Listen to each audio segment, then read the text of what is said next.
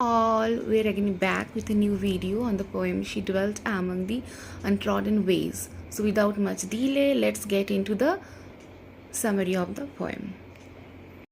To summarize, we can say that this is a short poem that can be read in multiple different ways.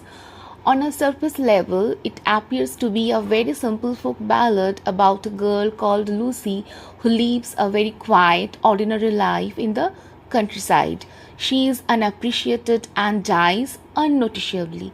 Alternatively, the poem can represent the concerns and beliefs that Wordsworth had about his poetry.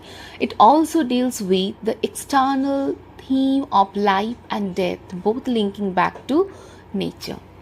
In terms of language, this poem uses very simple language with mostly monosyllabic word, which fits nicely with Wordsworth's aim to write in the everyday language of common men. It is simple that echoes the simplicity in Lucy herself. There is potential double meaning with the words ways and untrodden, and there is also contradictions through the untrodden way, the hidden violet, the shining star, as well as the last stanza where we learn who she is, and in the same line we get to know that the maid is no more, that she has died.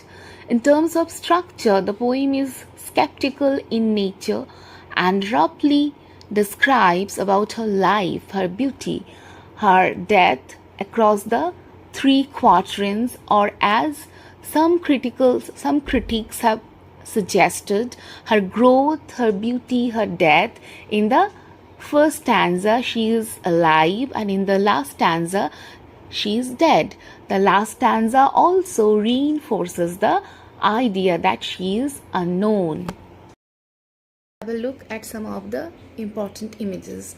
Violet by Moses Stone here refers to the flower violet, which is very common in the UK, and it is known for its vibrant purple color, right? So the positioning of the violet next to a mossy stone is important, as it contrasts with the color. The dull green brown of moss is nothing next to the purple of a violet. In the next line, now move on to the next line. Half-Eden reminds us of the half-created world in Tinton Abbey. By this, Wordsworth may have meant to suggest that we human beings tend to create half of the world while the other half is created by nature, and this is why the enigmatic beauty of Lucy is never fully understood. Next. As a star when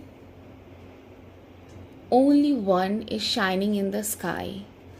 So this is very contradictory. Obviously it is very clear that Lucy is compared to a star and this is Venus, and the contradiction is that in the previous lines we know that Lucy is unappreciated, unnoticed, but the star Venus is the first star to appear in the sky. So it is very, very, very bright, na? So the star is known for its brightness, and it is very public. Everyone can see the star. But while the identity of the girl is quite very private throughout the poem, here the comparison appears little contradictory.